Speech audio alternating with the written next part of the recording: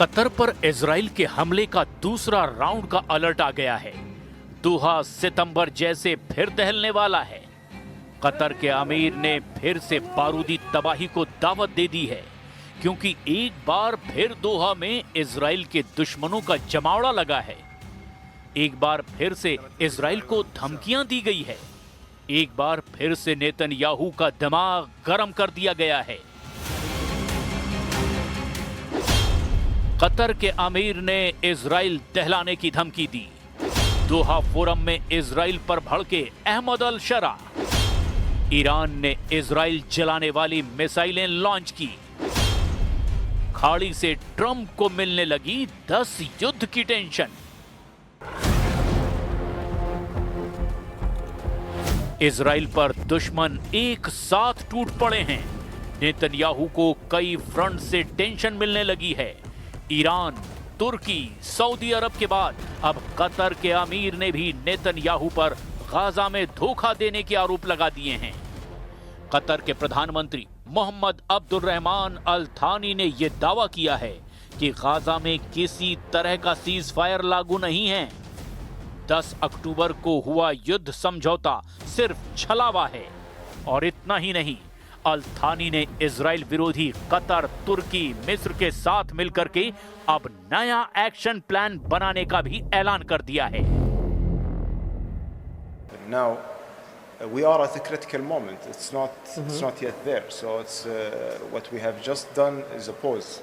We cannot consider it yet a ceasefire. A ceasefire cannot be completed unless there is a full withdrawal of the Israeli forces. There is stability back in Gaza. People can go in and out, which is not the case today.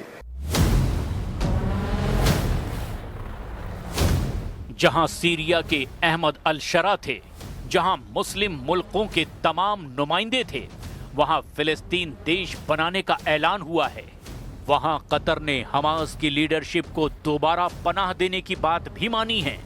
इसका मतलब यह है कि Qatar ने PM Netanyahu की धमकियों को पूरी तरह से नजरअंदाज कर दिया है। नेतन्याहू ने ऐलान कर रखा है कि वो फिलिस्तीन देश नहीं बनने देंगे। इजराइल उन्हें भी सबक सिखाएगा जो हमास का साथ दे रहे हैं। जिन्होंने हमास कमांडरों को हथियार और फंडिंग की, वो भी इजराइल के टारगेट पर हैं। हालांकि गाजा में इजराइल को बड़ा झटका लगा है, जहां हमास का कट्टर दुश्मन कहा जाने वाला कमांडर यासिर अबू शबाब मारा गया है। कमांडर यासिर गाजा पट्टी में इजराइल समर्थित मिलिशिया पॉपुलर फोर्सेस का सुप्रीम कमांडर था। गाजा पट्टी में यासिर अबू शबाब इजराइल के समर्थन में हमास लड़ाकों का सफाया कर रहा था। लेकिन दक्षिणी गाजा के रफा शहर में लड़ाका ग्रुप की आपसी भिड़ंत में अबू शबाब को मारा गया। इजराइल को गाजा से भी बड़ा झटका ईरान से मिला है, जहां युद्ध जैसा माहौल बना हुआ है।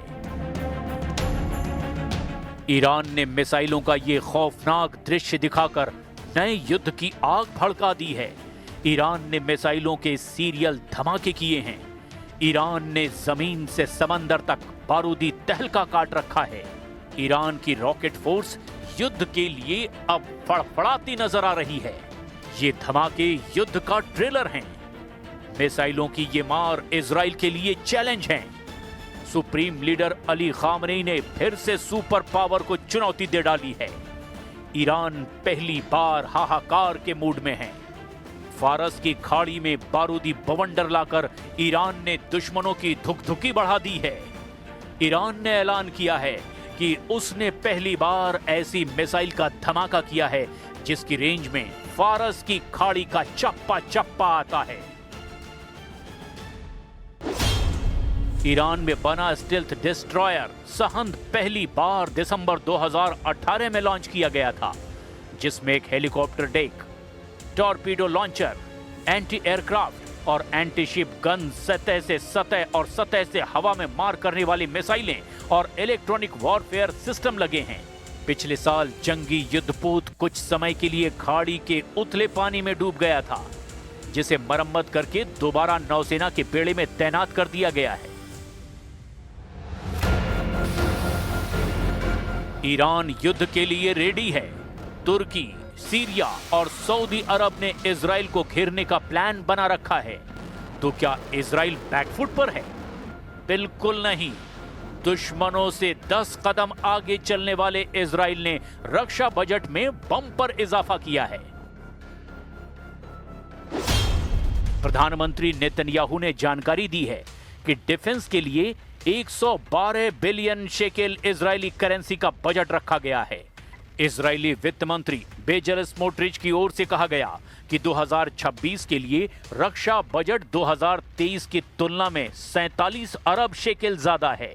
इजराइल ने 2 साल से चल रहे युद्ध पर अब तक 31 अरब डॉलर से ज्यादा का खर्च किया है।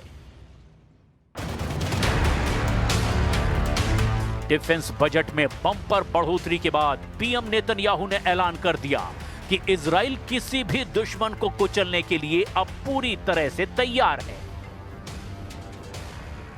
השרים והשרות, אנחנו פותחים כעת את ישיבת הממשלה לאישור תקציב המדינה לשנת 2026.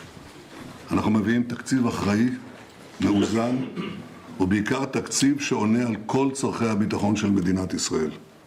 במלחמת התקומה אנחנו צברנו הישגים כבירים. הניצחונות שלנו בשבע חזיתות מבהירות דבר פשוט. מדינת ישראל היא המדינה החזקה ביותר במזרח התיכון, ואני מוסיף, וזה גם קשור, יש לה כלכלה חזקה ויציבה. रक्षा बजट की जानकारी के साथ नेतन्याहू ने नए मोसाद चीफ रोमन गोफमैन की नियुक्ति की घोषणा की। रोमन को 2020 में 210वीं बाशान डिवीजन का कमांडर बनाया गया था। ये डिवीजन सीरिया में अहम सैन्य ऑपरेशन अंजाम देती है। अक्टूबर 2023 में जब हमास ने गाजा पर हमला किया था, उस समय गोफमैन इन्फेंट्री ट्रेनिंग सेंटर के चीफ थे। हमास के हमले के पहले दिन रोमन गंभीर रूप से घायल हुए थे। इलाज के बाद रोमन को पीएम ऑफिस में काम दिया गया और अब जनरल रोमन गोफमैन जून 2026 से मोसाद चीफ का जिम्मा संभालेंगे। אני מביא היום את מינויו של האלוף רומן גופמן לראש המוסד הבא. רומן הוא מפקד עתיר הישגים. בצה"ל הוא ליווה אותי כמזכירי הצבאי. הוא ליווה אותי.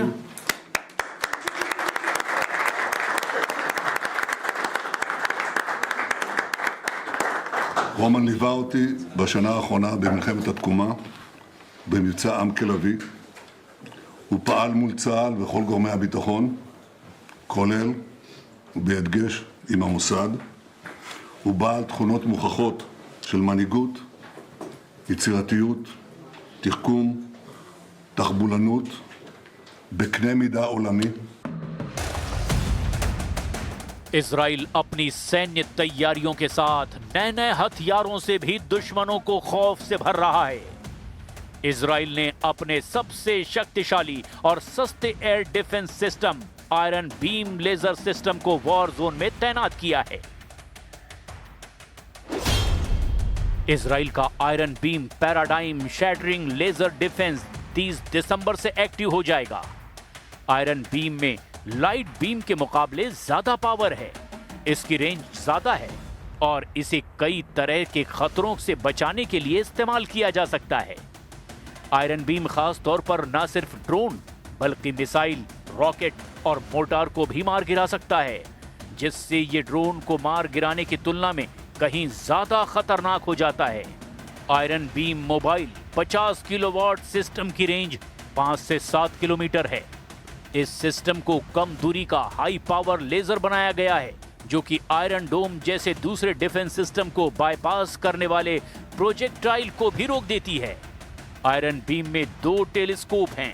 इसमें एक से शक्तिशाली लेजर निकलेगी और दूसरे से इसकी परफॉर्मेंस पर नजर रखी जाएगी। ये सिस्टम आयरन डोम के साथ इंटीग्रेटेड होकर इजराइल की 360 डिग्री सुरक्षा करेगा। इजरायली लेजर डिफेंस सिस्टम ने अक्टूबर 2024 में हिजबुल्लाह के लगभग 40 ड्रोन को मार गिराया था। नया आयरन बीम उससे कहीं ज्यादा घातक और विस्फोटक बताया जा रहा है। इजराइल के दुश्मन जहां युद्ध की रणनीति बना रहे हैं, वहीं नेतन्याहू हथियारों को धार दे रहे हैं, क्योंकि अब की बार इजराइल का सामना दुश्मन देशों की सेना से है।